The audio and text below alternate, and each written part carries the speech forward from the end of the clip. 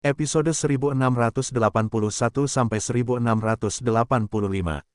Bab 1681, Kebenaran Tahta. Zuan menggigil. Dia tidak menyangka ini benar-benar ada hubungannya dengan dinasti sebelumnya.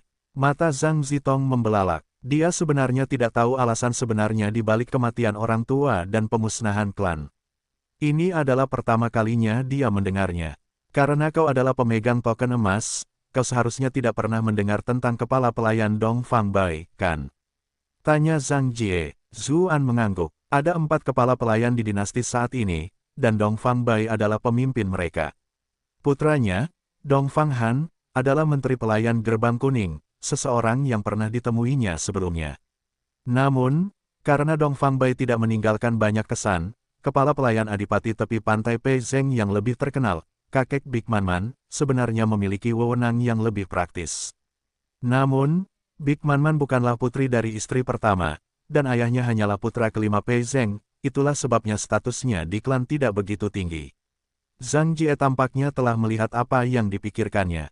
Ia melanjutkan, Anda bertanya-tanya mengapa meskipun menjadi pemimpin dari 4 kepala pelayan, Dong Fangbai, tampaknya tidak memiliki banyak pengaruh, bukan? Kenapa begitu? Tanya Zuan. Sebelumnya, dia tidak terlalu tertarik dengan hal itu karena mereka tidak banyak berhubungan. Namun, sekarang setelah hal itu dikaitkan dengan kematian orang tua Zhang Zitong dan bahkan dinasti sebelumnya, dia menjadi tertarik. Istri Dong Fangbai adalah putri dari negara Qi dari dinasti sebelumnya. Putri negara Qi adalah putri Kaisar Zhao dari dinasti sebelumnya, Zhang Jie menjelaskan. Zuan mengenal Kaisar Meng Zhao, yang merupakan kaisar terakhir dari dinasti Meng yang memiliki wewenang praktis. Para kaisar muda yang menggantikannya telah menyerahkan wewenang mereka kepada menteri penting. Pada akhirnya, dinasti Meng digantikan oleh dinasti Zhou. Tetapi, Dong Fangbai bukanlah suami pertama dari putri kerajaan Qi, kata Zhang Jie, ekspresinya tampak menyeratkan sedikit rasa simpati saat berbicara. Oh, siapa suami pertama? Tanya Zuan. Dia tidak begitu tahu banyak tentang masalah dinasti sebelumnya, tetapi dia tidak terlalu terkejut mendengar tentang pernikahannya kembali. Bagaimanapun, dia adalah seorang putri, seseorang dari keluarga kerajaan dan kecantikannya tak tertandingi. Dia tidak mungkin tetap menjadi janda selamanya, bukan? Putra mantan direktur sekretariat dinasti Meng, Qian Xuan. Saat itu, Qian Xuan menentang direktur agung dinasti ini, bersekongkol dengan musuh-musuh dinasti dalam pemberontakan. Rahasia itu bocor, dan dia mengeksekusinya, sementara klan Qian juga menghukum 3 generasi. Tentu saja, putri negara Qi memiliki identitas khusus dan tidak termasuk dalam hukuman. Kemudian, dia menikah dengan Dong Fangbai, kata Zhang Jie, penuh desahan saat dia berbicara tentang kejadian masa lalu. Iklan oleh Pub Future. Zuan tahu bahwa direktur agung yang dibicarakan Zhang Jie adalah menteri terpenting dinasti Meng saat itu. Kenyataannya, apakah dia direktur agung atau leluhur agung, dialah yang memiliki otoritas terbesar. Namun, pada akhirnya, orang yang secara resmi mendirikan dinasti Zhou tetaplah Zhao Han. Gelar direktur agung dan leluhur agung ini semuanya adalah gelar yang diberikan Zhao Han setelahnya. Jadi, apakah hanya karena dia menikahi putri kerajaan Qi dari dinasti sebelumnya, Dong Fangbai tidak lagi dianggap penting di istana? Zuan bertanya, terdengar terkejut. Dia tidak begitu mengerti mengapa Zhang Jie mengatakan hal-hal ini sekarang. Tentu saja bukan hanya karena itu. Apakah kamu tahu tentang direktur kekaisaran dinasti saat ini, Zhen Sui? Zhang Jie bertanya. Zuan mengangguk. Direktur kekaisaran bertugas mengawasi berbagai urusan klan kekaisaran. Dia bahkan pernah berinteraksi secara pribadi dengan pria itu sebelumnya, karena rumor yang beredar di sekitarnya dan sang putri mahkota. Untuk membuktikan ketidaksalahannya, direktur kekaisaran, utusan, dan yang lainnya datang untuk menginterogasinya. Namun, dia tidak memiliki kesan yang terlalu dalam tentang Zhen Sui. Dia hanya mengingat pria itu sebagai rubah tua yang sangat pandai mengalihkan kesalahan. Nama keluarganya sebenarnya bukan Zhen, sebaliknya, dia adalah anggota klan istri Kaisar Meng Zhao, Permaisuri Huang. Karena klan Zhen tidak memiliki keturunan laki-laki, ia diadopsi ke dalam klan Zhen. Namun, garis keturunannya sebagai bagian dari klan Huang masih ada. Hubungannya dengan dinasti sebelumnya tidak terasing seperti Dong Fangbai, tetapi dia menduduki posisi penting. Menurutmu kenapa begitu? Zhang Jie melanjutkan sambil menatap Zuan dengan mencibir. Zuan menggelengkan kepalanya. Banyak informasi mengenai dinasti sebelumnya telah terputus. Dia tidak dapat menyelidiki apapun meskipun dia menginginkannya. Untungnya, masih ada beberapa tetua yang masih hidup dari dinasti sebelumnya yang dapat dia tanyakan langsung. Zhang Jie tidak memberikan jawaban dan malah melontarkan pertanyaan lain. Menurutmu mengapa dinasti Meng, dengan fondasinya yang kuat, akhirnya digantikan oleh klan Zhao dari dinasti saat ini? Zuan berpikir sejenak, lalu menjawab, menurutku itu karena kaisar dinasti Ming tidak berumur panjang. Di antara perebutan tahta itu, dinasti Meng mampu menekan otoritas klan kekaisaran. Itulah sebabnya leluhur agung dan direktur agung dinasti ini memiliki kesempatan untuk memanfaatkannya. Zhang Jie sedikit terkejut ketika mendengar jawaban Zuan. Dia berkata, kau benar-benar mengatakannya dengan terus terang, kau tidak seperti utusan bordir lainnya yang akan membela dinasti ini, apapun yang terjadi. Saya bertanya-tanya bagaimana Anda bisa lolos pemeriksaan latar belakang politik. Zuan tercengang. Sebagai seorang transmigrator, tentu saja dia melihat segala sesuatu dari sudut pandang yang berbeda. Dia tidak menyangka hal itu akan terdengar sangat aneh di mata orang lain. Bagus sekali, bagus sekali. Nak, dengan keberanian seperti ini, sepertinya tidak sia-sia bagiku untuk menceritakan semua ini kepadamu, Zhang Jie tiba-tiba berkata dengan gembira. Zuan mengerutkan kening dan berkata, kamu terus mengoceh tentang ini dan itu, tetapi kamu belum memberiku informasi yang paling berharga. Apakah kamu mengulur waktu? Kesabaranku terbatas. Zhang Jie tertawa terbahak-bahak dan berkata, jangan terlalu tidak sabar. Alasan yang kau bicarakan memang sangat penting, tetapi kau melewatkan informasi yang lebih penting lagi. Semua putra Kaisar Meng Zhao meninggal sebelum waktunya, sampai-sampai tidak ada satupun putra yang cukup umur yang dapat menjadi penerus di dunia ini. Itulah sebabnya dia tidak punya pilihan selain memilih beberapa anak dari klan kekaisaran untuk menjadi penerus kekaisaran. Iklan oleh Pub Future, pangeran yang meninggal muda bukanlah hal yang langka, apalagi fakta bahwa Kaisar Zhao Meng sendiri tidak hidup selama itu. Itu berarti ada yang salah dengan gennya, jawab Zuan. Gen, ulang Zhang Jie, tercengang.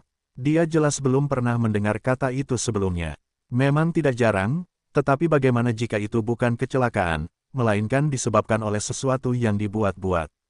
Secara buatan, Zuan mengulanginya dengan kaget.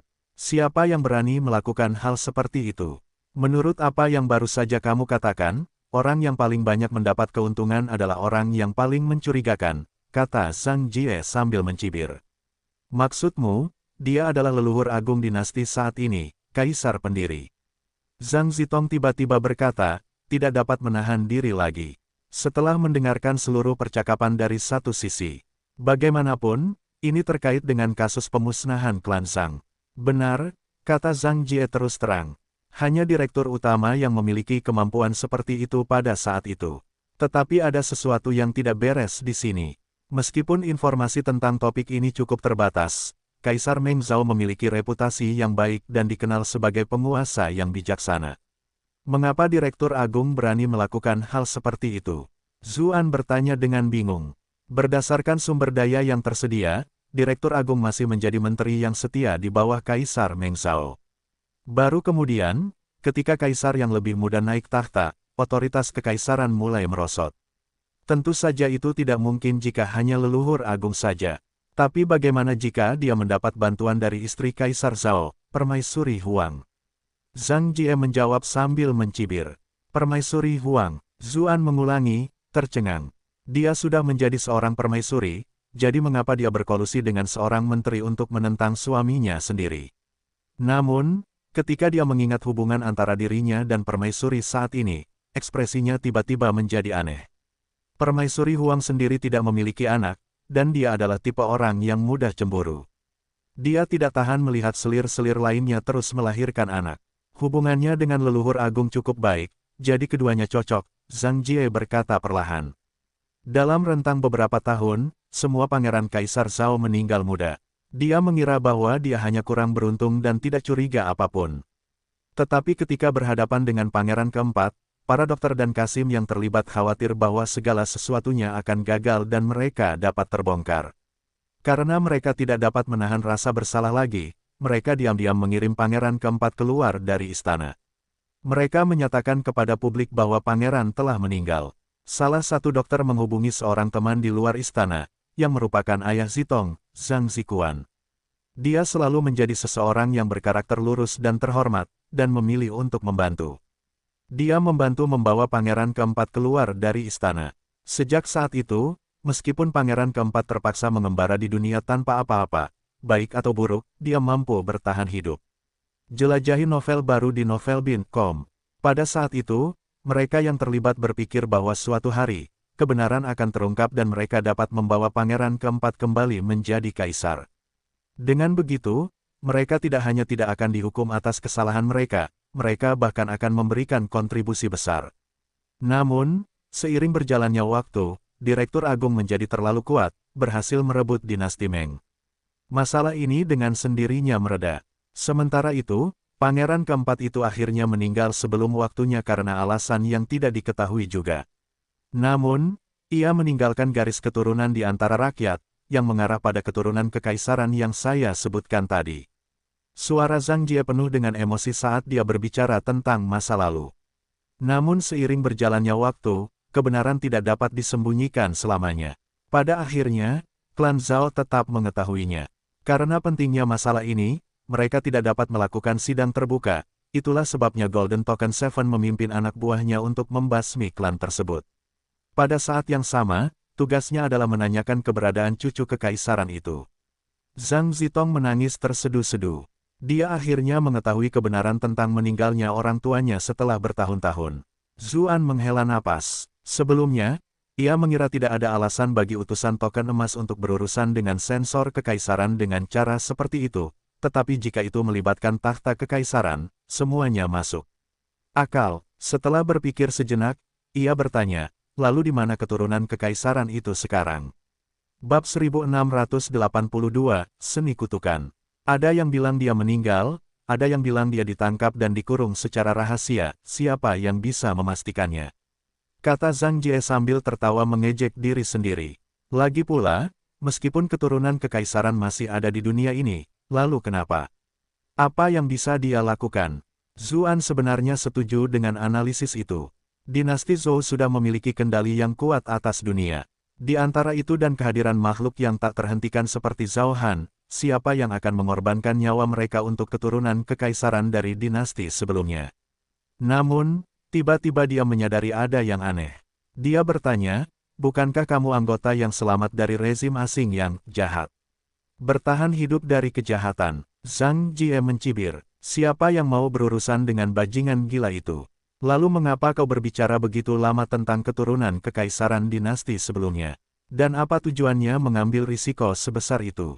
Tanya Zuan. Meskipun nadanya agak kasar, banyak hal yang membingungkannya akhirnya terungkap. Sebelumnya, dia tidak memiliki cara untuk memahami rahasia dinasti sebelumnya. Sudah kubilang, tentu saja, ini untuk membalas dendam pada kakak Zhang, kata Zhang Jie dengan tenang. Tidak, itu tidak masuk akal, kata Zuan sambil mencibir. Kamu bisa menjadi pejabat penting di wilayah perbatasan seperti ini, jadi kamu pasti sudah mencapai puncak kariermu.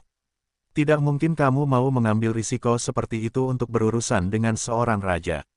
Meskipun Raja Yan adalah bagian dari klan kekaisaran, dia tidak berasal dari garis keturunan langsung Zhao Han, melainkan pamannya. Bahkan jika Zhang Jie ingin membalas dendam, tidak ada alasan untuk menargetkannya.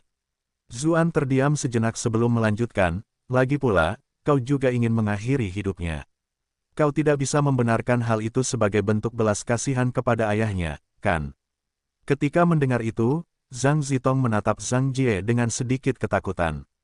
Dia tidak terlalu memikirkannya dengan dalih bahwa semuanya demi balas dendam, atau mungkin dia tidak mau memikirkannya lebih jauh. Sekarang setelah aksi balas dendam utama telah berakhir dan dia diingatkan sekali lagi, dia menyadari bahwa ada sesuatu yang aneh. Pembaruan novel teratas di novelbin.com. Zhang Jie tertawa dan berkata, kamu cukup pintar, mungkin yang terpintar di antara semua utusan bordir yang kukenal. Tapi karena kamu secerdas itu, pernahkah kamu mempertimbangkan mengapa aku menceritakan semua hal ini kepadamu? Mengulur waktu, kata Zuan. Dia tentu tahu tujuan Zhang Jie, tetapi dia yakin dengan kekuatannya sendiri dan ingin mendapatkan lebih banyak informasi. Itulah sebabnya dia ikut bermain. Ekspresinya tiba-tiba berubah di tengah kalimatnya, karena temperamen Zhang Jie berangsur-angsur menjadi aneh. Semua lilin di ruangan itu berkedip-kedip. Lilin-lilin itu jelas masih menyala, tetapi seluruh ruangan tiba-tiba menjadi gelap. Seolah-olah semua cahaya dihisap oleh sesuatu. Bayangan-bayangan di ruangan itu tampak melompat ke arah Zhang Jie secara bersamaan, seolah-olah mereka adalah makhluk hidup. Zuan tiba-tiba menyadari sesuatu dan bertanya, "Kaulah dukun yang membunuh Golden Token 7. Iklan oleh Pub Future, dia telah memeriksa mayat Golden Token 7. Kultivasi Golden Token 7 tidak rendah, dan bersama dengan dukungan berbagai peralatan Embroidered Envoy, ia biasanya memiliki peluang bertarung bahkan melawan seorang kultivator tingkat master. Akan tetapi, tidak ada tanda-tanda perlawanan sama sekali, seolah-olah dia telah meninggal dalam tidurnya." Awalnya, Zuan mengira pembunuhnya adalah Sir Huo dari Istana Raja Yan. Namun, meskipun kultivasi Sir Huo tidak buruk, Golden Token 7 telah menyelidiki Istana Raja Yan selama beberapa waktu, jadi tidak mungkin dia tidak waspada terhadap pengikut terkenal itu sama sekali. Kultivasi Sir Huo tidak cukup tinggi sehingga dia bisa mengabaikan pengawasan seperti itu. Oleh karena itu, Zuan selalu ingin tahu siapa dukun misterius itu. Sekarang, dia akhirnya mendapatkan jawabannya. Namun, dia masih sedikit bingung. Dia bertanya, "Jika Anda seorang dukun, bagaimana Anda bisa lolos dari pemeriksaan latar belakang pengadilan?" Seorang pejabat penting seperti Zhang Jie pasti akan memberikan tanggung jawab secara ketat. Tidak mungkin pengadilan tidak akan tahu jika dia seorang dukun. Zhang Jie tertawa dan berkata, "Saya bukan dukun, tetapi saya kebetulan telah mengembangkan teknik rahasia mengundang dukun untuk merasuki saya, memberi saya kemampuan seorang dukun. Satu-satunya masalahnya adalah prosesnya memakan waktu yang cukup lama." Alasan mengapa dia tidak menggunakan kekuatan dukun untuk membungkam Zhang Zitong adalah karena dia khawatir utusan bordir akan mengetahui bahwa pelaku sebenarnya dari kasus ini masih bebas, tetapi dia tidak perlu memiliki kekhawatiran seperti itu lagi. Matanya berubah hitam pekat saat dia berkata, "Karena aku bisa membunuh Golden Token 7, maka aku tentu tidak keberatan membunuh pengguna Golden Token lainnya." Zuan bertanya-tanya benda aneh macam apa yang dimiliki dukun ini. Mengapa ada begitu banyak keterampilan aneh dan tidak dapat dijelaskan di dunia ini?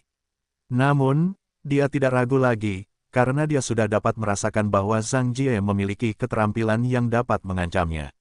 Dia tampak tidak bergerak sama sekali, tetapi rantai pengumpulan jiwa langsung muncul di tangannya dan melesat ke arah Zhang Jie.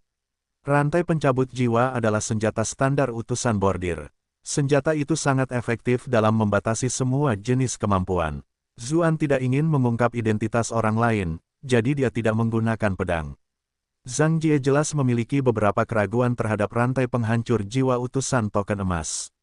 Dia mencoba menghindar sambil mengarahkan tatapan hitam pekatnya langsung ke Zuan. Zuan merasa seolah-olah udara di sekitarnya menjadi sangat kental, dan kelopak matanya menjadi sangat berat. Rasa kantuk yang kuat menyelimutinya. Entah mengapa, rantai pengumpul jiwa yang telah menyerbu dengan ganas ke arah titik lemah Zhang Jie juga melemah. Dengan suara keras, Zhang Zitong juga jatuh di tempat tidurnya. Serangan Zhang Jie tidak ditujukan padanya, tetapi efek sampingnya saja sudah terlalu berat untuk dia tangani. Berdasarkan pengalamannya sebelumnya dengan Sir Huo, Zuan segera menutup matanya dan memanggil Hundred Warbel pada saat yang sama. Pembalasan paling efektif terhadap serangan elemen roh seringkali adalah serangan balik elemen roh. Benar saja, Zhang Jie memasang ekspresi kesakitan, dan kemampuan hipnotisnya pun melemah. Namun, Zuan juga tidak mudah. Keterampilan yang membuat tidur ini terlalu kuat. Keterampilan itu tetap memengaruhinya meskipun matanya tertutup. Untungnya, dengan pengalamannya melawan Sir Huo, serta pembalasan Hundred Warbel, itu tidak cukup untuk membuatnya tertidur. Sebelumnya, saat melawan Sir Huo, dia berhasil menembus ilusi dan terbangun. Namun, dia tidak berani mengambil risiko seperti itu saat melawan Zhang Jie yang jauh lebih kuat. Dia belum tentu bisa terbangun, dan akan sangat buruk jika Zhang Jie memutuskan untuk memberikan pukulan mematikan saat dia tidak bisa bergerak. Iklan oleh Pub Future, pintu terbanting terbuka dengan suara keras. Xiao Jianren dan utusan token perak lainnya bergegas masuk. Ketika mereka mendengar suara perkelahian dan menyadari bahwa sesuatu telah terjadi, mereka bergegas untuk membantu. Namun, saat tatapan hitam pekat Zhang Jie bertemu dengannya, Xiao Jianren mengerang dan langsung jatuh ke tanah. Dia tidak unggul dalam hal kecakapan bertarung. Terlebih lagi, karena Zhang Zitong, emosinya menjadi kacau, sehingga kekuatan mentalnya berada pada titik terlemahnya. Itulah sebabnya dialah yang pertama jatuh. Utusan token perak lainnya hanya bertahan sedetik lebih lama sebelum akhirnya pingsan. Hanya 2 utusan token perak yang berhasil tetap terjaga meskipun merasa sangat mengantuk. Mereka masih menggertakkan gigi dan melemparkan rantai pengumpul jiwa mereka ke tubuh Zhang Jie. Sebagian besar perhatian Zhang Jie tertuju pada Zuan, dan dia hanya menggunakan sedikit kekuatan untuk menghadapi yang lainnya. Kedua orang ini adalah utusan token perak yang memiliki tekad yang sangat kuat, itulah sebabnya mereka mampu bertahan. Zhang Jie mendengus dingin, dan 2 koin tembaga terbang ke arah keduanya. Zuan menyadari bahwa hukum alam di sekitar kedua koin tembaga itu sangat aneh dan berteriak, hati-hati. Namun, dia masih terlambat. Kedua utusan token perak itu telah mengacungkan rantai penghancur jiwa mereka dan memukul koin tembaga itu. Bagaimana mungkin koin tembaga dapat menahan kekuatan serangan penuh dari Silver Token Envoy? Kedua koin tembaga itu langsung meledak berkeping-keping. Namun, pada saat yang sama, tubuh kedua Silver Token Envoy mengalami nasib yang sama. Kutukan seni, kemampuan aneh para dukun seringkali dapat menghubungkan kehidupan seseorang dengan sebuah benda. Jika benda itu selamat, orang itu pun selamat. Jika benda itu hancur, orang itu pun selamat. Mata Zuan memerah karena pemandangan itu. Dia tidak menyangka ini akan melibatkan 2 utusan token perak. Kenyataannya, karena dia sangat sibuk akhir-akhir ini, dan karena mereka adalah utusan token perak Golden Token 7, dia bahkan tidak mencatat nama-nama mereka secara khusus. Dia hanya ingat bahwa yang satu bermarga Yan sementara yang lain bermarga Tao. Mereka biasanya agak malas, tetapi mereka sebenarnya sangat berani dan gagah berani di hadapan musuh besar, akhirnya mati karena bahaya yang tidak diketahui. Sementara Zhang Jie mengalihkan pandangannya, aura kantuknya yang kental akhirnya melemah. Zuan melancarkan gerakannya. Cahaya pedang yang cemerlang muncul, menghilangkan semua kegelapan di ruangan itu. Pada saat itu, secercah rasa takut melintas di mata Zhang Jie. Dia mulai berlari, tetapi dia menyadari ada sesuatu yang aneh pada tubuhnya. Dia terkejut ketika mengetahui bahwa seluruh lengan kanannya hilang. Lengannya telah diiris oleh pedang Qi. Zuan mengernyitkan dahinya. Zhang Jie seharusnya tidak bisa menghindari pedang itu, jadi mengapa dia hanya kehilangan satu lengan? Wajah Zhang Jie dipenuhi dengan rasa takut dan ngeri. Dia tidak bisa tetap tenang lagi, karena dia tahu bahwa dia baru saja melewati gerbang neraka. Boneka pengganti yang dibawanya sudah berubah menjadi bubuk. Biasanya, keberadaan boneka itu seharusnya setara dengan dia yang memiliki kehidupan tambahan. Jadi, dia berasumsi bahwa dia benar-benar aman. Namun, dia tidak menyangka pedang ini begitu hebat. Tidak hanya menghancurkan bonekanya, pedang itu bahkan memiliki kekuatan yang cukup untuk menyingkirkan lengannya. Dia tidak berani menunjukkan sedikit pun tanda-tanda kelalaian. Dia menggunakan tangan kirinya untuk mengeluarkan boneka jerami kecil berbentuk manusia sambil meludah, ganti darah. Aku akan membiarkanmu merasakan sakitnya kehilangan lengan juga. Tiba-tiba dia memutar lengan kanan boneka itu dan merobeknya hingga terlepas. Pada saat yang sama, lengan kanan Zuan tiba-tiba berdarah. Seluruh lengannya terkoyak. Bab 1683, Keraguan. Di masa lalu, Zuan telah memperoleh kitab dari Lu Sheng di ruang bawah tanah rahasia, yang memungkinkannya memiliki semacam firasat alami terhadap bahaya. Pada saat itu, beberapa adegan muncul di benaknya. Dia dengan cepat menghindar ke samping, lalu dengan panik menggunakan sutra asal primordial untuk melindungi seluruh tubuhnya. Namun, seni kutukan lawannya terlalu berbahaya. Itu bukan sesuatu yang bisa dihindarinya secara fisik. Saat lengan kanan boneka jerami itu terkoyak, Zuan merasakan kekuatan misterius menyelimuti bahunya. Kemudian, rasa sakit yang menusuk muncul dari lengannya. Dagingnya terkoyak dan darah mengalir keluar. Untungnya, setelah beberapa kali penyempurnaan sutra asal mula primordial, tubuhnya menjadi sangat kuat. Karena itu, lengannya tidak langsung terkoyak oleh seni kutukan. Dia segera menggunakan sutra asal mula primordial untuk mengobati lengan itu. Lukanya sembuh dengan cepat. Namun, Kekuatan misterius itu tidak hilang. Kekuatan itu masih terus mencabik-cabik dagingnya. Siklus yang tak berujung dari merobek, meregenerasi, dan merobek lagi dapat membuat seseorang dengan tekad seperti Zuan terkejut. Rasa sakit bukanlah hal utama, yang terpenting adalah bahwa kekuatan misterius itu belum hilang. Tubuhnya pada akhirnya akan hancur. Namun, tiba-tiba dia teringat sesuatu dan mulai menggunakan sutra pemakan surga. Sebuah lubang hitam muncul di bahunya, perlahan-lahan menyedot kekuatan misterius itu. Kecepatan bahunya melambat, dan dagingnya pulih kembali. Sementara itu, Zhang Jie benar-benar tercengang. Pemandangan di hadapannya benar-benar meruntuhkan apapun yang diketahuinya. Bagaimana mungkin ada seseorang yang bisa bangkit tanpa cedera melawan seni kutukannya? Tiba-tiba dia merasakan rasa takut. Dia tidak lagi setenang sebelumnya dan tidak berani mempermainkan mangsanya seperti sebelumnya. Dia memutar leher boneka jerami itu untuk segera mengambil nyawa lawannya. Zuan merasakan sakit di lehernya, tetapi dia sudah mengetahui pola musuhnya. Dia menggunakan sutra pemakan surga dengan kekuatan penuh untuk menyerap semua kekuatan misterius itu. Bagaimana bisa? Seru Zhang Jie, hampir menangis saat melihat Zuan masih baik-baik saja. Dia menggigit lidahnya, menyebabkan darah menyembur kemana-mana. Kemudian, dia menggumamkan mantra aneh. Segala macam pola hitam mulai muncul di wajahnya. Suasana ruangan itu dengan cepat menjadi sangat aneh, seolah-olah ada sesuatu yang akan dipanggil. Zuan tidak berani mengambil risiko lagi. Seni kutukan orang ini terlalu aneh, siapa yang tahu apa yang akan terjadi jika dia membiarkan Zhang Jie melanjutkan.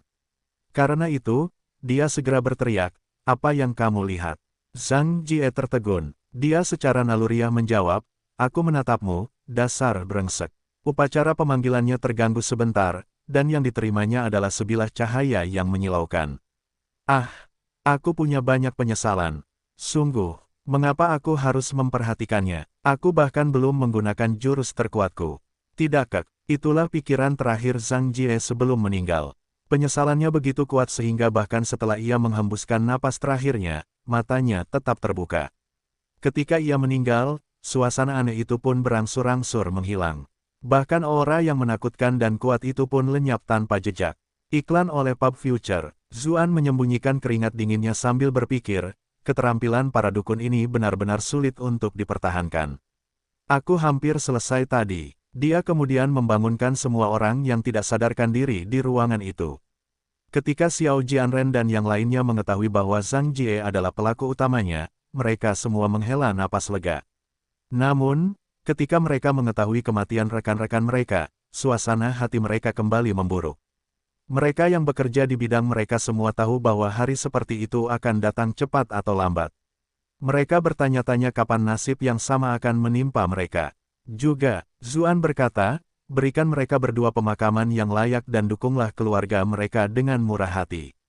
Selain itu, aku akan berusaha sebaik mungkin untuk memberi mereka tempat di aula kehormatan.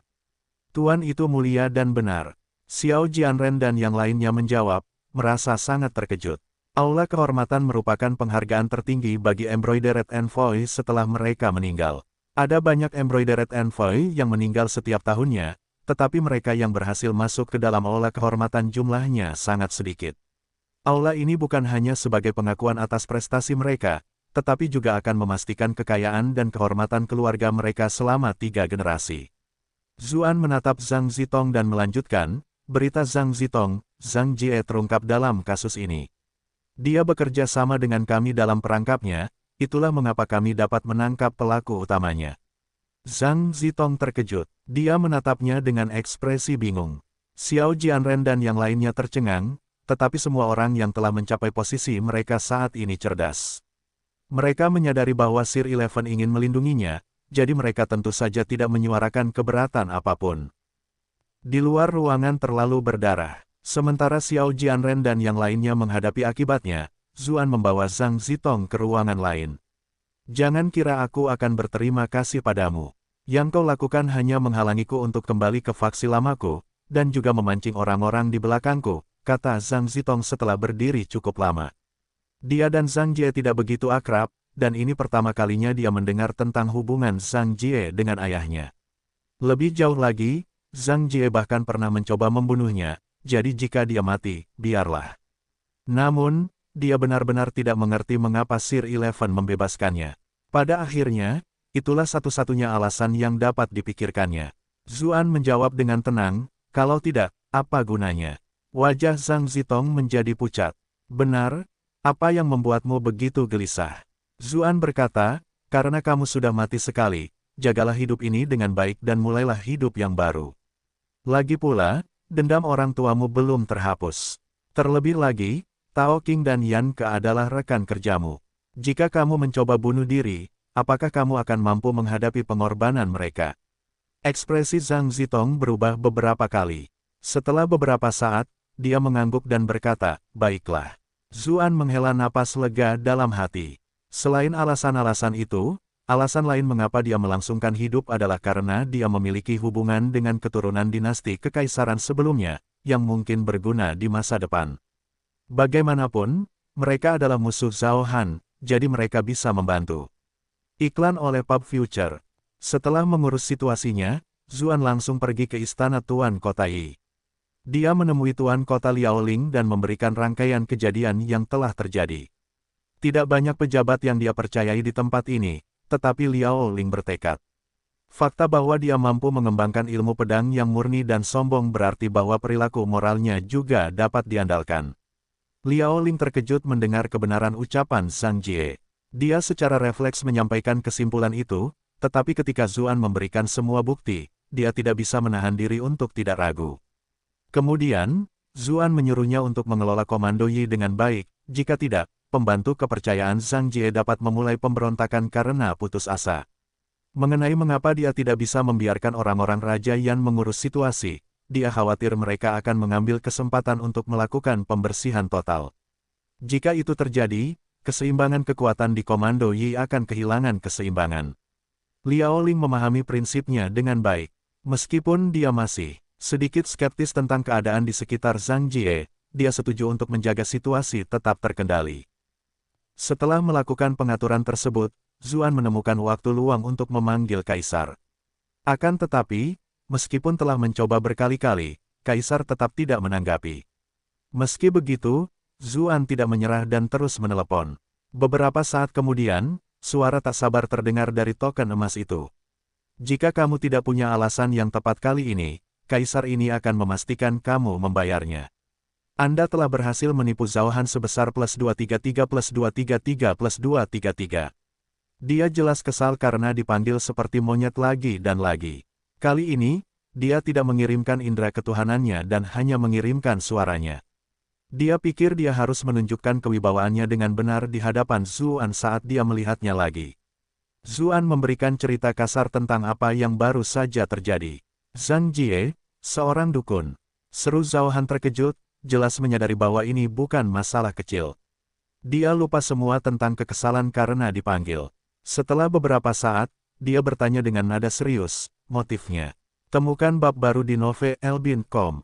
Dia jelas tidak bisa mempercayai Zuan semudah itu, tetapi dia masih penasaran mengapa pejabat penting seperti Zhang Jie mau mengambil risiko sebesar itu. Saya pasti tidak tahu detailnya, tetapi pasti ada kekuatan misterius di baliknya, kata Zuan, meskipun dia tidak melaporkan informasi tentang keturunan kekaisaran dari dinasti sebelumnya. Zhang Jie telah memberi Zuan semua informasi itu, pertama karena ia perlu meluangkan waktu untuk mendapatkan kekuatan dukun, dan kedua untuk menanam rencana jahat. Ia tahu bahwa begitu Zuan mengetahui rahasia klan kekaisaran, Kaisar pasti tidak akan mentolerir keberadaannya lagi, dan ia akan menyelesaikan masalah cepat atau lambat. Oleh karena itu, Zuan tidak akan sebodoh itu mengungkapkan semuanya sekarang. Kekuatan misterius, gumam Zhao Han. Dia terdiam beberapa saat, sepertinya sedang memikirkan sesuatu. Keheningan itu berlangsung begitu lama hingga Zuan bahkan mengira dia sudah pergi. Tiba-tiba, Zhao Han berkata tanpa ragu, Zhang Jie adalah seorang kultivator tingkat master. Jika dia memiliki kemampuan dukun itu, bagaimana mungkin kau malah membunuhnya? Bab 1684, apakah aku datang pada waktu yang buruk? Zuan sudah mengantisipasi bahwa dia akan ditanyai pertanyaan itu. Dia menjawab dengan tenang, berkat bantuan utusan token perak lainnya, kami nyaris tidak dapat mengalahkannya. Kami kehilangan Tao Qing dan Yan Ke, dua utusan token perak, dalam prosesnya. Maafkan keberanian saya menanyakan ini, tetapi saya harap Yang Mulia mengizinkan mereka untuk bergabung dengan Aula Kehormatan dan dengan murah hati menghibur keluarga mereka. Zhao Han terdiam cukup lama. Kemudian dia berkata, saya mengizinkannya. Itu sama saja dengan menerima penjelasannya. Bagaimanapun, baik Zhang Jie maupun Zuan, mereka dapat dianggap penting di mata orang biasa, tetapi mereka berdua hanyalah semut bagi Zhao Han. Dia tidak terlalu peduli dengan pertarungan antar semut. Terima kasih, Yang Mulia. Jawab Zuan. Ini adalah pertama kalinya dia mengucapkan terima kasih kepada Kaisar dengan tulus. Bagaimana penyelidikan di Gunung Valet? Tanya Zhao Han. Saya telah menugaskan divisi pengawal bersenjata untuk merenovasi gunung sambil diam-diam memeriksa titik-titik potensial bahaya. Namun, untuk saat ini, semuanya tampak biasa saja. Kompetisi Sekte Taois Agung juga hampir berakhir. Zuan memberikan gambaran kasar tentang apa yang telah terjadi. Pulau Kekosongan dan Gua Misteri Tertinggi. Sekte-sekte yang sedang merosot itu ternyata masih mampu menghasilkan murid-murid yang luar biasa ini. Tampaknya pengadilan telah terlalu memanjakan mereka beberapa tahun terakhir ini. Gumam Zhao Han pada dirinya sendiri. Zuan mengheningkan cipta untuk Pulau Kekosongan dan Gua Misteri Tertinggi, terutama Pulau Kekosongan. Itu benar-benar bencana yang tiba-tiba dan tak terduga. Mereka jelas tidak sekuat itu, namun mereka telah ditipu oleh Yun Jianyu. Apa yang terjadi dengan hilangnya murid Pulau Kekosongan? Zhao Han tiba-tiba bertanya. Kami masih belum tahu sekarang. Para penganut Tao saat ini sedang menyelidiki situasi tersebut, kata Zuan. Tentu saja tidak mungkin dia akan mengatakan yang sebenarnya. Kau tidak perlu khawatir tentang hal-hal ini, ingatlah misimu. Mengenai terlibat secara acak dalam hal-hal yang tidak perlu dan hampir memaksa Istana Raja Yan untuk memberontak, Kaisar ini masih belum melunasi utangnya padamu. Zuan mengumpat dalam hati. Aku jelas sedang menyelidiki apa yang terjadi pada Golden Token 7, jadi apa maksudmu, terlibat secara acak? Kaisar ini sudah dalam perjalanan menuju Gunung Valet. Tugasmu satu-satunya adalah mengawasi Gunung Valet. Jangan membuat masalah sampingan lagi, kata Zhao Han dingin. Iklan oleh Pub Future. Temukan solusi perencanaan keuangan komprehensif Anda. Temukan solusi perencanaan keuangan komprehensif Anda. Iklan pencarian. Meskipun dia bisa tiba dari ibu kota ke Gunung Valet dalam sekejap menggunakan kekuatan peringkat abadi buminya, kali ini, dia datang untuk upacara Fengshan. Dia harus menjaga label yang tepat yang diwajibkan, jadi dia harus membawa sebagian besar prosesi dari ibu kota bersamanya ke Gunung Valet. Sepanjang jalan, ia juga harus menelepon pejabat dari daerah setempat, dan dari waktu ke waktu, ia bahkan menunjukkan dirinya kepada rakyat jelata. Mengerti, jawab Zuan sambil berpikir bahwa dia harus memberitahu Kak Yun terlebih dahulu. Jika tidak, mereka akan berada dalam bahaya begitu Zhao Han datang ke Gunung Valet. Sebelum pergi, Zhao Han bertanya, jika kau menyadari adanya kalimat konyol yang akan mengubah dunia, jangan panggil aku lagi secara acak. Jika tidak, kau harus membayar harganya dengan nyawamu. Anda telah berhasil menipu Zhao Han sebesar +400 +400 +400. Jelaslah bahwa setelah dipanggil berulang kali oleh Zuan, dia menjadi sangat marah. Zuan ingin melihat seperti apa rupa Zhao Han saat dia melihatnya seperti ini. Dia yakin itu sama seperti orang-orang aneh dari ras iblis yang tidak memiliki banyak sisa umur.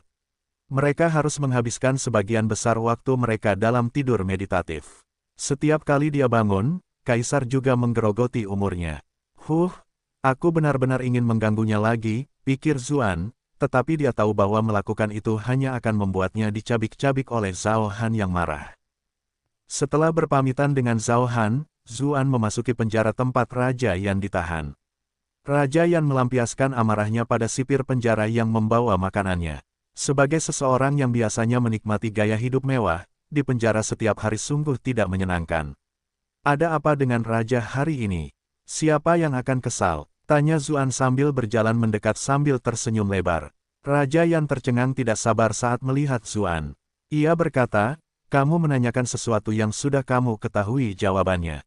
Zuan menemukan kursi dan duduk di depan tempat tidur Raja Yan, sambil berkata, jika Raja tidak ingin bekerja sama, bahkan jika ada niat untuk memperbaiki kesalahanmu, tidak ada yang bisa dilakukan, tahu. Raja Yan gemetar, ekspresinya langsung berubah menjadi senyuman saat dia bertanya, apakah Tuan Eleven punya saran untukku? Zuan kemudian berkata dengan tenang, selama beberapa hari penyelidikan terakhir, saya menemukan banyak unsur mencurigakan dalam kasus Golden Token Seven, seolah-olah seseorang dengan sengaja mengarahkan kami ke arah Anda. Coba pikirkan apakah Anda telah menyinggung seseorang. Atau tidak, siapakah yang paling mungkin melakukan hal seperti itu? Itu pasti Zhang Jie, itu pasti dia. Teriak Raja Yan sambil membanting meja dan berdiri. Bajingan itu penuh dengan rencana jahat. Dia sangat membenciku dan ingin menyingkirkanku lebih dari apapun. Tidak ada orang lain yang bisa melakukan hal seperti itu selain dia. Iklan oleh Pub Future. Sebelumnya, dia khawatir kalau menunjuk Zhang Jie saja akan berdampak sebaliknya, jadi dia hanya bisa mengajarinya. Namun, saat mendengar apa yang dikatakan Sir Eleven, dia tidaklah bodoh. Dia menyadari ada sesuatu yang menarik terjadi dan tidak lagi merasa khawatir. Saya memang menemukan beberapa petunjuk yang berhubungan dengannya, kata Zuan samar-samar. Raja Yan sangat gembira. Ia berkata, jika Tuan 11 dapat membantuku membersihkan ketidakadilan, Istana Raja Yan pasti akan mengingat kebaikan Tuan 11. Lihat selengkapnya di novel Bin.com. Zuan menjawab dengan dingin, mengapa seorang pejabat membutuhkan bantuanmu saat menangani kasus kami secara tidak sah? Kali ini, dia datang untuk mempengaruhi Raja Yan. Zhang Jie sudah meninggal, jadi akan sangat disayangkan jika tidak memanfaatkan situasi ini. Jika dia bisa membuat Raja Yan mengawasinya, mereka akan berbagi karma baik di masa depan. Lagi pula, orang ini tidak begitu setia pada kekaisaran. Di antaranya dan hubungannya dengan Sekte Iblis, ia bahkan bisa berguna di masa depan. Ya, tentu saja, ya. Tuan Zhu tidak meremehkan dan membuat raja yang rendah hati ini kagum, kata Raja Yan sambil tersenyum meminta maaf. Sebelumnya, dia merasa bahwa pihak lain benar-benar menjijikkan, tetapi sekarang, dia malah menganggap Tuan Eleven agak lucu. Tetapi mari kita jelaskan, ini adalah ini dan itu adalah itu. Kematian Golden Token Seven mungkin tidak menjadi masalah bagi Anda, tetapi hal-hal pada buku rekening masih perlu ditangani untuk melihat apakah ada masalah, kata Zuan. Dia masih harus sedikit menakut-nakuti pihak lain dan memberikan sedikit tekanan. Dia tidak bisa membiarkan Raja Yan merasa seolah-olah dia telah lolos begitu saja. Benar saja, ekspresi Raja Yan berubah, tetapi dia juga bereaksi cepat dan berkata, benda-benda itu pasti dibuat untuk menjebakku oleh bajingan Zhang Jie itu. Aku yakin mata Tuan Eleven seterang obor dan pasti akan mampu mengungkap kebenaran. Zuan mengangguk puas. Dengan keluar seperti ini, Raja Yan benar-benar akan berpikir bahwa dia telah membantunya. Setelah mengatur segala sesuatunya di kota Yi, Zuan berencana untuk kembali ke Gunung Valet. Namun, dia bertanya-tanya kemana Yun Jianyu pergi. Saat dia sedang duduk di kamarnya dengan linglung, sebuah suara manis tiba-tiba terdengar di telinganya. Gadis mana yang sedang dipikirkan oleh kakak laki-laki tampan ini sekarang? Ketika mendengar suara yang familiar namun asing itu, Zuan merasa senang sekaligus terkejut. Dia menoleh ke arah suara itu dan melihat seorang wanita muda yang sangat cantik di dekat jendela. Matanya berbinar-binar, dan ia berseri-seri. Ia memiliki riasan yang cantik dan kulit yang cerah, serta bibir penuh dan kemerahan. Meskipun ia hanyalah seorang wanita muda yang cantik luar biasa, ia penuh dengan pesona dan daya tarik yang sama sekali tidak sesuai dengan usianya. Hong Lei, seru Zuan, tak menyangka akan bertemu kembali dengannya di sini. Dia mendengar bahwa Hong Lei dikirim untuk menjalankan misi oleh Yun Jianyu. Dia langsung berlari ke pintu jendela dan langsung memeluk Hong Lei. Mereka berdua benar-benar menghabiskan lebih banyak waktu terpisah daripada bersama. Qiu Hong Lei juga sangat tersentuh. Dia bisa mengenali Zuan di Gunung Valet, tetapi dia tidak bisa melakukan hal yang sama. Hal itu membuatnya semakin merindukannya. Saat mereka berdua berpelukan erat dan meluapkan emosi yang terpendam, mereka akhirnya mereda. Lagi pula, sebelum ini, selain langkah terakhir itu, mereka berdua sudah melakukan hampir semua hal. Mereka sudah sangat mengenal tubuh masing-masing. Saat mereka berdua berciuman dengan penuh gairah, tiba-tiba terdengar batuk ringan dari samping. Sebuah suara memanggil, apakah aku datang pada waktu yang salah? Anda telah berhasil menipu Yun Jianyu sebesar +66 + 66 + 66. Keduanya terkejut. Qiu Hong Lei segera mendorong Zuan. Biasanya, Zuan selalu bersikap genit, tetapi sekarang dia merasa sangat malu. Zuan juga agak malu. Apa-apaan ini? Tidak heran mereka selalu mengatakan bahwa kelinci tidak memakan rumput di mulutnya sendiri. Seperti yang diduga, itu mudah menimbulkan masalah. Untungnya, wajahnya cukup tebal dan cepat tenang, katanya, jadi itu Kak Yun, haha, aku sebenarnya hanya mengkhawatirkanmu. Yun Jianyu sedikit kesal, tetapi dia tahu bahwa marah-marah di sini tidak ada artinya. Sangat normal bagi sepasang kekasih untuk saling berpelukan. Dia tidak bisa begitu saja berlari dan memberitahu Hong Lei, muridku, aku benar-benar berselingkuh dengan priamu, kan? Dia menjawab sambil bertanya dengan nada bertanya, jangan khawatir, aku tidak akan mati dalam waktu dekat. Tapi sepertinya kau menyelesaikan pekerjaanmu dengan cukup cepat, Kau membersihkan pasukan Zhang Jie dengan sangat cepat. Zuan tertawa malu dan berkata, bagaimanapun, Zhang Jie adalah pejabat istana. Tidak mungkin baginya untuk membangun seluruh benteng untuk dirinya sendiri seperti Raja Yan. Terlebih lagi, dengan bantuan penguasa kota Liaoling, semua pembantu kepercayaannya telah ditahan sebelum mereka sempat bereaksi. Itulah mengapa mereka tidak mengulangi kegagalan dengan Raja Yan kali ini. Bukankah kamu cukup jenius di sini? Raja Yan memujimu sepanjang waktu setelah kembali, kata Yun Jianyu. Ia tak dapat menahan senyum ketika mengingat kembali apa yang telah terjadi. Tiba-tiba, ia menambahkan, baiklah, Hong Lei, berikan dia benda yang kita temukan itu. Qiu Hong Lei tampaknya tersadar dari lamunannya. Dia mengeluarkan selembar kertas kecil dan menyerahkannya kepada Zuan. Apa ini? Seru Zuan, ekspresinya sedikit berubah begitu dia menerima potongan kertas itu, karena dia bisa merasakan bahannya yang berbeda. Kertasnya berkualitas tinggi dan tidak mudah rusak oleh udara atau api. Buku-buku kecil yang dibawa oleh setiap embroidered envoy semuanya terbuat dari kertas ini, yang mencatat misi mereka dan petunjuk lainnya. Bahan khusus ini dimaksudkan untuk melindungi dari kerusakan. Di antara embroidered envoy, buku-buku kecil ini seringkali memiliki tujuan yang sama dengan kotak hitam di dunia sebelumnya. Misalnya, jika sesuatu yang aneh terjadi pada embroidered envoy, masalah seringkali dapat diidentifikasi dengan memeriksa buklet. Itu sering terjadi ketika dua embroidered envoy bekerja bersama. Jika yang satu meninggal dan yang satu hidup, dan brosur yang meninggal menunjukkan tanda-tanda peringatan dan jejak lainnya, rekan itu akan dikubur. Itulah cara untuk mengawasi embroidered envoy dengan mengadu domba mereka. Qiu Honglei menjawab, ini adalah sesuatu yang diperoleh Istana Raja Yan dari penyelidikan mereka sebelumnya. Saat itu, Golden Token Seven mati secara misterius, jadi Raja Yan mengirim orang-orangnya untuk menyelidiki penyebabnya. Tidak ada kekurangan orang-orang yang cakap di Istana Raja. Salah satu dari mereka mengikuti berbagai petunjuk untuk menemukan kertas rahasia yang ditemukan oleh Golden Token Seven.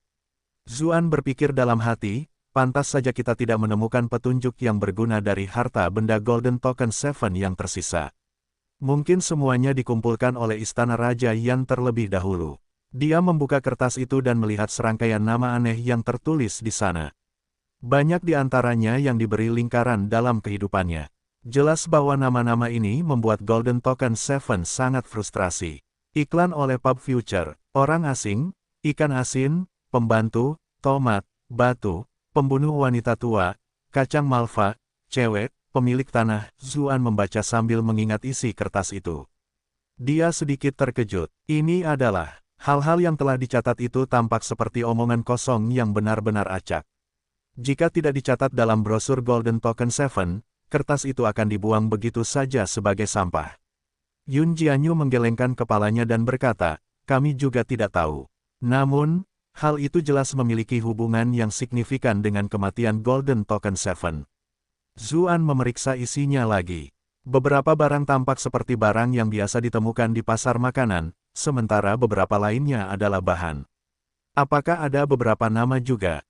Dia tidak tahu pesan rahasia seperti yang ingin direkam oleh Golden Token Seven. Dia sama sekali tidak bisa memahami kodenya. Qiu Honglei berkata pelan, aku pernah mendengar desas-desus bahwa ada sekelompok orang misterius yang berencana melawan kaisar terkutuk itu. Mungkin ini sebutan orang-orang itu. Yun Jianyu terkejut. Dia bertanya, mengapa saya tidak tahu tentang itu? Kenapa kamu tidak memberitahuku tentang itu sebelumnya? Wajah Qiu Honglei memanas saat dia berkata, aku baru mengetahuinya 2 hari yang lalu, tapi tidak sengaja. Zhao Lu memberitahuku tentang hal itu agar bisa lebih dekat denganku, tetapi aku tidak tahu apakah itu benar atau tidak. Zhao Lu adalah cucu Raja Yan, putra pewaris Raja Yan, Zhao Huang. Dia adalah putra penganut paham hedonisme yang paling terkenal di seluruh kota Yi. Menurut pendapat saya, Qiu Honglei memang memiliki pesona yang luar biasa. Bahkan pewaris Raja Yan, yang terbiasa melihat wanita cantik, benar-benar tergila-gila. Mungkin dia hanya sengaja menipu kita, tanya Yun Jianyu, masih kesal karena murid kesayangannya telah melupakan gurunya karena seorang pria. Dia sebenarnya telah memberitahu Zuan sesuatu yang begitu penting terlebih dahulu. Qiu Honglei menggelengkan kepalanya sedikit dan berkata, menurutku, aku masih memiliki tingkat ketajaman ini. Selain itu, Zhao Lu jelas tidak memiliki kemampuan untuk merencanakan seperti itu. Orang-orang dari Istana Raja Yan semuanya khawatir akhir-akhir ini, jadi mereka semua sibuk memikirkan cara untuk membebaskan Raja Yan. Itulah mengapa mereka tidak terlalu berhati-hati dengan rahasia semacam ini. Bab yang diperbarui di Velbin.com. Sepertinya pihak Raja Yan berhasil menemukan banyak hal, kata Yun Jianyu, terdengar sedikit tidak puas. Mereka jelas sekutu, namun pihak lain telah menyembunyikan sesuatu yang sangat penting darinya. Zuan masih menatap nama-nama itu. Reaksi pertamanya saat mendengar informasi itu adalah mempercayainya, karena dia juga menyadari bahwa ada krisis yang sedang terjadi di tengah dunia yang tampaknya damai. Lebih jauh lagi, jika itu ditujukan kepada Zhao Han, upacara Fengshan adalah kesempatan terbaik. Namun, Zhao Han memiliki kultivasi terkuat di seluruh dunia. Apakah mereka benar-benar dapat mengalahkannya? Siapa yang bisa memberi seseorang nama, ikan asin? Apakah mereka berasal dari ras laut? Bagaimana dengan tomat? Apakah mereka suka makan tomat atau semacamnya? Adapun pembunuh wanita tua itu, siapakah dia? Siapakah yang begitu tidak tahu malu sampai-sampai berani memakai nama seperti itu? Dia mungkin seorang narsisis yang edgy.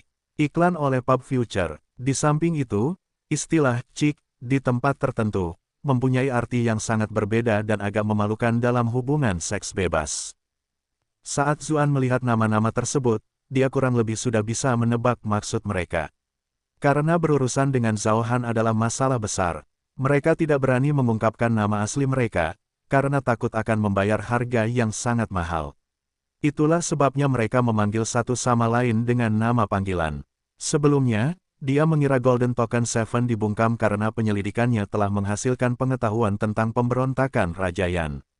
Sekarang, sepertinya dia telah mengetahui sesuatu yang bahkan lebih mengerikan, dan itulah sebabnya dia dibunuh. Dia bertanya-tanya apakah Zhang Jie adalah bagian dari daftar nama itu. Ketiganya kemudian berdiskusi tentang siapa saja orang-orang ini. Bagaimanapun, siapapun yang ingin melawan kaisar haruslah orang hebat. Setelah memikirkannya sejenak, mereka akhirnya melihat 9 sekte Tao di Gunung Valet. Apakah kamu masih ingat tumpukan mesiu yang kuceritakan kepadamu? Penyelidikanku menunjukkan bahwa mereka hilang di dekat Gunung Valet, kata Yun Jianyu. Menurutmu, apakah Wang Wuxi termasuk di sini? Zuan bertanya sambil memikirkan sesuatu. Satu nama panggilan tampaknya cocok dengan kepribadiannya. Memang, jika orang-orang ini benar-benar ingin melawan Zhao Han, upacara Fengshan Gunung Valet akan menjadi kesempatan terbaik. Selain itu, Gunung Valet adalah wilayah Wang Wuxi. Tanpa keterlibatannya, tidak akan ada cara untuk mencapai hal-hal ini. Zuan mengangguk. Ia teringat apa yang pernah dikatakan Xie Daoyun sebelumnya. Yan Xianggu dari Akademi khawatir Wang Wuxi mungkin tidak setia, jadi ia diam-diam mengirim Xie Daoyun untuk melihat apakah ada formasi pembunuh yang disiapkan. Tampaknya Wang Wuxi memang yang paling mencurigakan. Selain dia, Zuan merasa bahwa Raja Qi pasti mengambil tempat lain. Lagi pula, tidak ada seorang pun yang lebih ingin mengalahkan Zhao Han daripada dia. Sementara mereka membicarakan hal itu satu sama lain, di Gunung Valet yang jauh, Wang Wuxi sedang tenggelam di Istana Pureyang. Entah mengapa, dia tidak bisa menenangkan dirinya. Ada banyak hal yang baru-baru ini terjadi di sekitar Gunung Valet. Murid Pulau Kekosongan yang hilang masih belum ditemukan, sehingga mereka juga tidak dapat mengadakan babak akhir kompetisi besar itu. Tiba-tiba, seorang murid melaporkan, Master Sekte, seorang murid Sekte Giok Putih datang untuk mengantarkan surat. Wang Wuxi tercengang. Kemudian, dia tiba-tiba menjadi sedikit bersemangat dan berkata, cepat dan undang mereka masuk. Jika itu adalah sekte lain, dia tentu tidak akan bertindak seperti itu. Namun, Sekte White Jade memiliki orang itu. Sosok yang sangat cantik itu muncul di benaknya.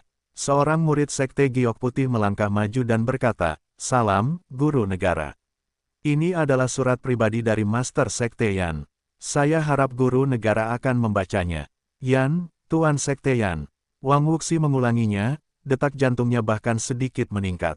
Dia tidak menyangka Yan Suhen akan mengambil inisiatif untuk menghubunginya. Pada saat itu, dia terkejut dan curiga. Bagaimanapun, itu sama sekali tidak sesuai dengan kepribadian Yan Suhen. Namun, dia menjadi sedikit takut segera setelah itu. Mungkinkah Yan Suhen menulis dengan maksud untuk benar-benar memutuskan hubungan? Sebenarnya ada kemungkinan seperti itu. Ketika dia membuka surat itu, dia menyadari bahwa dia tidak pernah segugup ini dalam hidupnya. Tangannya sedikit gemetar saat dia mengeluarkan surat itu. Namun, tulisan tangan yang indah dan elegan itu memang milik Yan Suhen. Setelah selesai membaca isinya, ekspresi gugupnya tiba-tiba berubah menjadi kegembiraan luar biasa. Dia berkata, "Kembalilah dan beritahu Master Sekte Yan bahwa raja ini tidak akan mengecewakannya."